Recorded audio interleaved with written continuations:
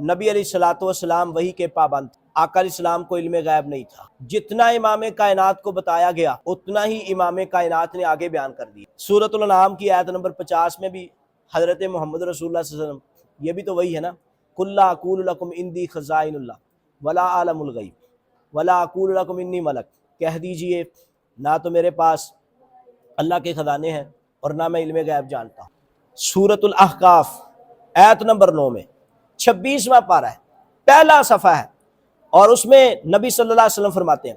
اللہ تعالیٰ کا قرآن کہتے ہیں قُلْ مَا كُنْتُ بِدْعًا مِّنَ الرُّسُلِ وَمَا أَدْرِي مَا يُفْعَلُ بِي وَلَا بِكُمْ، میں نہیں جانتا میرے ساتھ کیا کیا جائے گا اور تمہارے ساتھ کیا کیا، کہ مجھے علم غیب نہیں ہے۔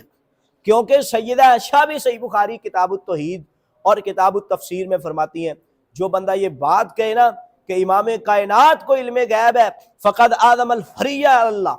مسلم کتاب الایمان کے الفاظ ہے، اس نے اللہ پہ جھوٹ باندھا، کیونکہ اللہ کہتے ہیں قُل لَا يَعْلَمُ مَن فِي السَّمَاوَاتِ وَالْأَرْضِ الْغَيْبَ إِلَّا اللَّهُ، اور دوسری کتاب التوحید کے الفاظ ہیں کہ فقد کذب، وہ بندہ جھوٹا ہے جو امام کائنات کے بارے میں کہے کہ آقا علیہ الصلوۃ والسلام کو علم غیب ہے۔